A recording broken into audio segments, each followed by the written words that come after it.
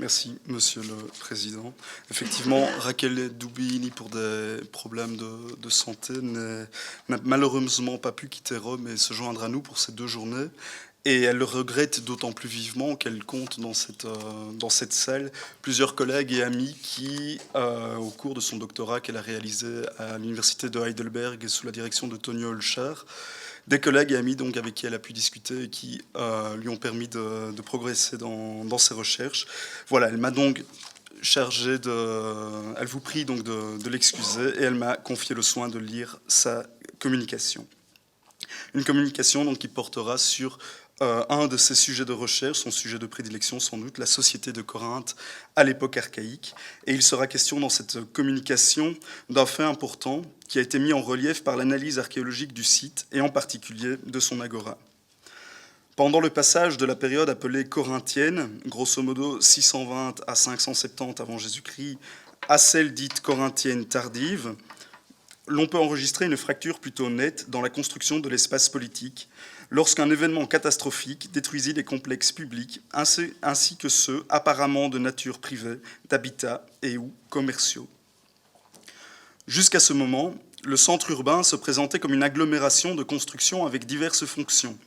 Les indices archéologiques nous permettent de reconnaître de façon assez certaine la nature productive, commerciale et sacrée de certains d'entre eux. Cette agglomération était structurée le long des axes routiers principaux des lieux habités. Elle était dominée par le sanctuaire situé sur la colline dite du Temple, lieu de participation aux rites religieux de caractère collectif, mais aussi siège d'archives publiques et d'un trésor, peut-être public lui aussi.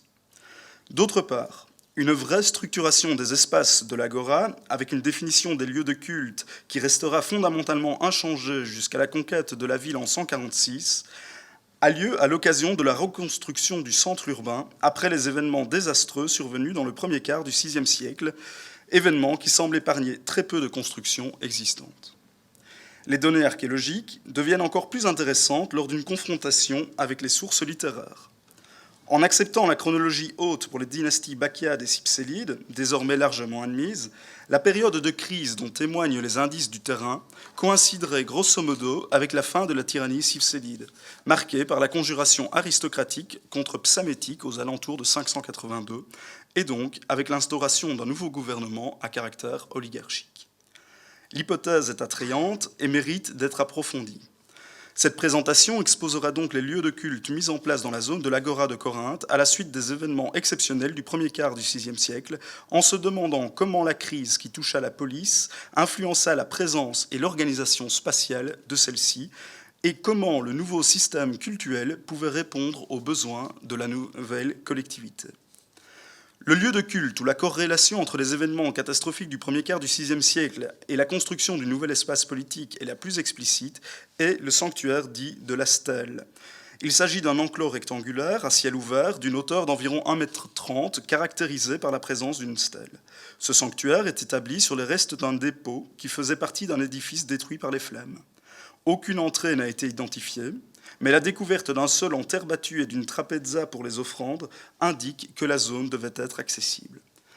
Le caractère sacré de l'enclos est garanti par le matériel votif retrouvé à l'intérieur. À partir du deuxième quart du VIe siècle, on relève la présence de miniatures, surtout de la céramique, des cratères, des coupes, des cotylailles et de figurines en terre cuite. Tous ces objets présentent un pic de concentration au Ve siècle avant Jésus-Christ. Les offrandes périssables sont en revanche attestées par de petits os et des noyaux d'olive, associés à des restes de cendres et de bois carbonisé, lesquels semblent indiquer que le sacrifice d'animaux de petite taille à l'occasion de modestes tusiailles ou bien par une complète destruction. Le lien avec la destruction de l'édifice plus ancien n'est pas fortuit, et il trouve des parallèles étroits à Corinthe même, dans le quartier dit des Potiers, où, suite au tremblement de terre de 426, on érige sur les restes des habitations détruites des enclos semblables avec des stellailles et d'autre part, donc, d'autres liens à proximité d'un établissement productif au nord-est de la cité, où la mise en place d'une stèle en poros à l'intérieur d'un enclos semble faire suite à un événement catastrophique datable aux alentours de 420. L'établissement d'enclos avec une stèle, à l'intérieur de constructions bouleversées par des événements destructeurs, semblerait être une coutume typiquement corinthienne par laquelle on sacralisait une aire précédemment habitée par le moyen d'un culte destiné à ressouder un lien d'appartenance avec les constructions détruites à un moment où un événement traumatique avait généré une phase de désordre et de changement. Ce lien semblerait concerner particulièrement les victimes décédées de manière violente au cours des catastrophes. La sphère funéraire est évoquée tout d'abord par la présence des stellailles, typiques des sanctuaires évoqués, et par l'usage de dédier de modestes offrandes alimentaires détruites ou abandonnées sur le lieu sacré sans être consommées. De la même manière que dans le culte des morts, où la nourriture sert à leur procurer une subsistance et donc fondamentalement à apaiser ces défunts. Il est possible, dès lors, que la construction du sanctuaire de la stèle soit à mettre en rapport avec les victimes décédées de manière violente, biaioi thanatoi, pendant l'événement catastrophique. Avec le temps, celle-ci pourrait avoir acquis le caractère d'ancêtre commun à un groupe familial spécifique, fratria, et avoir reçu des sacrifices collectifs de la part des membres d'un oikos, comme le suggère le déroulement de sacrifices relativement peu coûteux qui semblent réservés à un groupe familial ou à une petite communauté. Dans le deuxième ou le troisième quart du VIe siècle, un autre enclos rectangulaire à ciel ouvert, de plus vaste dimension que le précédent, est érigé pour y préserver la sépulture d'un homme adulte remontant à l'époque proto-géométrique. Cette tombe avait déjà été découverte à la fin du VIIe siècle, époque à laquelle on peut dater les premières manifestations de culte. Mais c'est seulement au VIe siècle qu'on assiste à sa monumentalisation à travers la construction d'un téménos contenant une trapèza. On y accédait en passant par un petit propylée, au sud duquel se trouvait une stèle. Le culte était dédié à un héros, comme l'indiquerait, outre la présence de la sépulture, les offrandes en terre cuite représentant des cavaliers, des personnages banquetants, des stellailles avec des serpents et un casque, et surtout les scènes mythologiques à sujet héroïque, Achille et Memnon combattant pour le corps d'Antiloque. Ces scènes mythologiques caractérisent un cratère d'époque corinthienne tardive qui a été retrouvé dans une fosse sous le sol du sanctuaire et contenant les restes des sacrifices qui avaient eu lieu. La position éminente de cet héroïne près du carrefour principal de l'agora corinthienne laisse penser qu'on y vénérait une figure significative pour la cité. Toutefois, le manque d'indices épigraphiques ne nous permet pas d'établir si le héros est l'un de ces cas de reconnaissance a posteriori où la personne inhumée est identifiée à un personnage mythique spécifique, ou bien si, au contraire, cette figure ne possédait pas de dénomination spécifique. Sur la base des données archéologiques, on peut seulement conclure qu'à des rituels expiatoires originels, en lien avec la redécouverte d'une sépulture masculine plus ancienne, une sépulture dans le matériel de laquelle on aurait pu découvrir des armes témoignant de la nature des guerrières du défunt, à ces rituels expiatoires, donc, aurait pu succéder un culte héroïque proprement dit. Ce culte se manifestait architecturalement par un téménos qui définissait l'espace sacré, et rituellement par le déroulement de sacrifices systématiques, documentés non seulement par le matériel archéologique, mais aussi par la présence de la trapèza. Un autre culte semblerait également avoir une nature héroïque. Il est situé un peu plus au nord de la source Pyrène, là où, à l'époque géométrique tardive ou proto-corinthienne, fut réalisée une fontaine, soi-disant cyclopéenne, constituée d'une vasque pentagonale et d'une grotte artificielle accolée, sur le côté est, à une terrasse de soutènement exploitant le dénivellement, de telle sorte que la structure semblait souterraine. L'appareil polygonal avec lequel la grotte artificielle a été réalisée imitait consciemment la technique mycénienne du bâtiment, comme ce fut par exemple le cas pour la plus ancienne terrasse de l'Héraïon à Argos.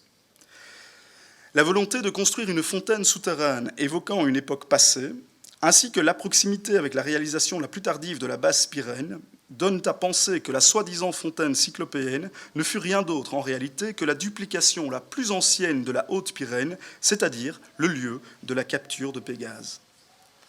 En effet, si l'Acrocorinthe était considérée comme le siège des mythiques souverains prédoriens, c'est dans la cité basse qu'était censé avoir eu lieu l'épisode du cheval ailé, exploit corinthien par excellence, pour lequel Bellérophon était principalement connu.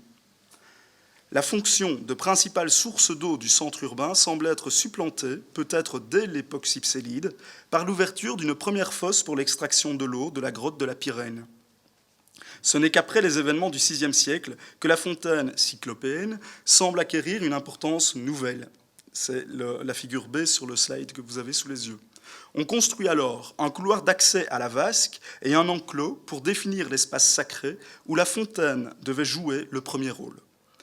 En ce qui concerne la nature de ce sanctuaire, les données archéologiques que nous possédons ne nous permettent malheureusement que des hypothèses.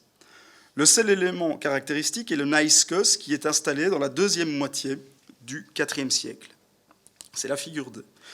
Ce naïskos qui se présente comme une solution architecturale qui renvoie au monde funéraire ectonien.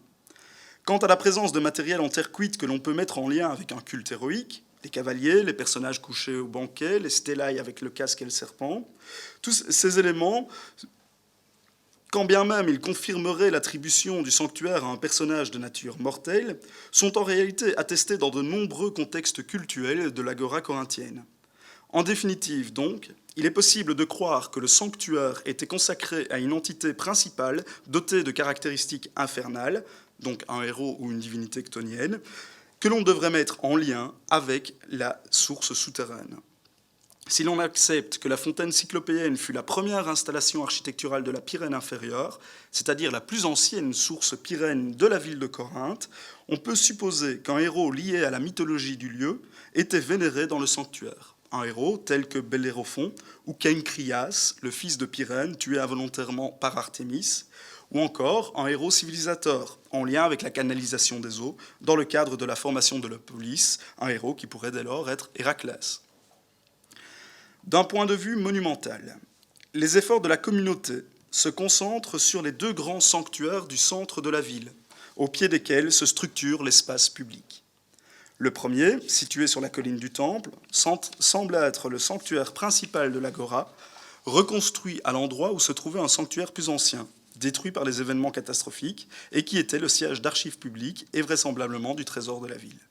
La nouvelle construction devait être monumentale. Le matériel brûlé des structures précédentes fut utilisé pour combler le dénivellement de la colline, et la colline même fut utilisée comme carrière et fut coupée à plusieurs endroits pour créer une vaste terrasse sur laquelle installer le nouveau temple. L'attribution de ce sanctuaire à Apollon, au moins à partir de l'époque de la reconstruction, serait garantie par la découverte d'une tablette d'argile avec une dédicace au dieu, datable entre 560 et 480. Par ailleurs, les sources littéraires semblent confirmer la prééminence du sanctuaire d'Apollon au centre de la ville de Corinthe. Parmi celles-ci, on peut citer une épigramme attribuée à Simonide, dans laquelle l'Apollon corinthien est défini prytane de l'agora qui est adapté au cœur. Prytane, donc, terme qui renvoie à la plus haute magistrature de la ville. La position exacte du deuxième sanctuaire, qui se trouvait sur cette hauteur occidentale, est inconnue. De cet édifice, détruit définitivement au moment de la conquête romaine en 146, et ensuite remplacé par des édifices liés au culte impérial ou capitolin, n'a été retrouvée que la décoration sculpturale en terre cuite, une amazonomachie et d'autres groupes avec des figures non identifiables, ainsi que des acrotères, des Nicaï et les sphinx. Tous ces éléments sont attribuables à un temple du VIe siècle avant Jésus-Christ. Toutefois, sa position proéminente sur une colline dominant l'espace ouvert de la place suggère que ce temple devait accueillir un culte fondamental pour la ville, tel celui d'une divinité polyade. À l'époque romaine, le sanctuaire d'Athéna Kalinitis, c'est-à-dire l'Athéna qui offrit à Bellérophon le mort pour capturer Pégase, fut emménagé à proximité de la colline pour laisser place sur la hauteur à des cultes plus significatifs de la religion romaine officielle. Cet élément fait supposer que le temple archaïque qui donnait sur l'agora était le plus ancien sanctuaire dédié à la déesse, qui est dite justement Polias dans un des calendriers rituels découverts dans le Téménos d'Apollon. Si nous lisons les indices archéologiques présentés ici de façon synthétique, dans une dimension, dans une perspective historique, le scénario présente une logique rigoureuse. Si l'on en croit Hérodote, qui semble faire référence au trésor du sanctuaire d'Apollon dès l'époque de Périandre, on peut croire que ce sanctuaire était déjà dédié au dieu à l'époque des Cypsélides. Une telle dédicace, par ailleurs, rentrerait pleinement dans la politique religieuse de Cypsélos, qui était si étroitement liée au clergé de Kyra, que le sanctuaire contemporain de Delphes fut bâti justement avec des matériaux corinthiens. Par ailleurs, Périandre, à cause de la nouvelle influence de l'Amphictyonie d'Antel dans la gestion du sanctuaire pythien, se serait lui plutôt rapproché du clergé d'Olympie. Il n'est donc pas fortuit que lorsque le peuple de Corinthe, après la chute de la tyrannie, demanda au sanctuaire de Delphes et d'Olympie de pouvoir remplacer le nom des Cypsélides par celui des Corinthiens, dans les dédicaces apposées sur les anathèmes de la vieille dynastie, le clergé pythien accepta de bon gré, tandis que celui d'Olympie refusa la demande. Dans cette optique, l'ancien sanctuaire d'Apollon sur l'agora de Corinthe, détruit dans la fureur de la révolte ou peut-être en raison de la présence du trésor, aurait été reconstruit de façon encore plus monumentale, en parfait accord avec Delphes, garante du nouvel ordre constitué. On peut aussi interpréter de façon semblable le nouvel emménagement du culte d'Athéna dans son acception politique. L'iconographie de Bellérophon circulait à Corinthe au moins depuis la fin du 8e siècle, époque à laquelle le héros est représenté à cheval sur Pégase, dans des représentations qui prêtent une attention particulière au harnais du cheval ailé. Vous voyez la figure A sur le slide. La représentation détaillée des reines et du mort pourrait suggérer qu'il existait dès l'époque bacchiade une Athéna du mort, dont le culte conviendrait bien à une société dominée par une aristocratie terrienne de chevaliers, hippeis, hippobotai, une aristocratie dont la présence est attestée à la même époque dans différents centres de grâce. En outre, Pégase, dans lequel certains chercheurs voient une espèce d'enseigne gentiliste de la famille aristocratique des Bacchiades, Pégase donc, ne trouve en revanche pas beaucoup de place dans les représentations de l'époque des Cypsélides, c'est-à-dire grosso modo à l'époque corinthienne. Il réapparaît par contre au VIe siècle, avec la chute de la tyrannie. À ce moment, le cheval ailé est récupéré par la tradition locale jusqu'à devenir, à partir de 560, le symbole distinctif de la monnaie de Corinthe, auquel est associée Athéna à partir de la fin du siècle. Il s'agit là d'indices vagues, certes, mais qui semblent s'accorder avec le cas de la fontaine cyclopéenne, qui semblerait avoir été construite durant la période bacchiade comme réplique de la Pyrène haute de l'Acrocorinthe, laquelle avait été remplacée dans sa fonction de source d'eau par une nouvelle Pyrène d'époque cypsélide, et qui fut donc récupérée par le peuple corinthien avec une nouvelle fonction cultuelle après la chute de la tyrannie. La pauvreté des données archéologiques ne permet que de formuler des suggestions. Toutefois, la lecture synchronique des différents lieux de culte, unie aux indices, aux sources historiques, certes maigres, peut amener à la reconstitution d'un cadre assez précis du nouvel espace politique. Nicolas de Damas décrit la révolte du peuple corinthien comme étant extrêmement violente. Le démos aurait cherché à effacer toute trace de la domination des tyrans en détruisant leurs maisons, en confisquant leurs biens, en jetant le corps du dernier tyran au-delà des limites de la cité sans lui donner de sépulture, enfin en profanant les tombes des ancêtres de l'ancienne dynastie et en dispersant les eaux. Que les indices archéologiques d'événements désastreux du premier quart du VIe siècle soient ou non liés à cet épisode historique, il n'en reste pas moins qu'après cette date, les Corinthiens se sont retrouvés face au centre de leur cité complètement dévastée. La coupure avec le passé était nette désormais. Que la destruction ait été voulue par les citoyens justement pour effacer tout souvenir de ce passé, ainsi que le suggère Nicolas de Damas, ou que l'événement ait été accidentel. La crise, en tout cas, était en cours. Il fallait décider comment construire un nouveau centre politique qui symbolisât aussi le nouveau régime politique oligarchique qui, à l'époque, était de toute façon en vigueur. La première préoccupation semble donc liée à l'expiation des excès commis ou subis pour pouvoir récupérer l'équilibre d'une société profondément perturbée. En ce sens, l'érection du sanctuaire de la Stèle sur les ruines d'un édifice tragiquement détruit pourrait être mise en lien avec l'idée d'une contamination, miasma, qui aurait frappé la population corinthienne à cause de la mort violente d'individus. C'est le thème des biaioi thanatoi déjà évoqué. La monumentalisation de l'Héroon au carrefour indique que la sépulture du guerrier prit une nouvelle valeur au cœur de l'espace politique, en suggérant que le besoin de recourir à des ancêtres communs à la nouvelle collectivité, en tant que source locale d'autorité et de sécurité, à laquelle cette communauté donc pouvait s'adresser désormais. Ces ancêtres devaient être de quelque façon différents de ceux de l'ancienne dynastie, dont les tombes sont, au contraire, profanées sans merci. De même, les symboles de la nouvelle communauté devaient aussi être différents, en restant cependant liés à la mémoire historique de Corinthe. On dut alors recourir à ces traditions plus anciennes, qui n'avaient pas été beaucoup prises en considération à l'époque cypsélide, comme ainsi donc Bellérophon et le cheval ailé Pégase. Ceci semble être le cas de la fontaine cyclopéenne, qui n'est plus utilisée comme source d'eau principale après l'ouverture de la grotte de la Pyrène, mais qui, au VIe siècle, acquiert une nouvelle valeur cultuelle, probablement en lien avec un personnage héroïque dont on ne peut exclure qu'il s'agissait de Bellérophon lui-même. Athéna semblerait avoir connu un destin semblable en tant que déesse tutélaire du bridage du cheval Pégase, exploit corinthien par excellence. En revanche, le cas d'Apollon est différent. La continuité de son culte s'explique néanmoins facilement. Le sanctuaire du dieu devait représenter pour l'agora corinthienne un phénomène observable dans de nombreux contextes doriens, où le dieu conservait un lien primordial avec les assemblées, dites appellai. Le sanctuaire du dieu, donc, constituait un point de repère précis pour la communauté. Au-delà de son caractère sacré, il s'agissait en effet d'une institution civique inamovible qui, avec son archive de documents écrits, garantissait la validité des délibérations collectives.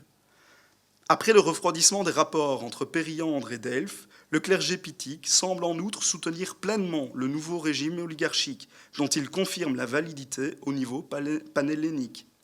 Dans l'espace politique, le nouvel Apollon pourrait ainsi avoir pris l'épithète de Pythios, et l'autorité des origines d'un tel dieu aurait encouragé la nouvelle communauté à surmonter la crise. Merci pour votre attention.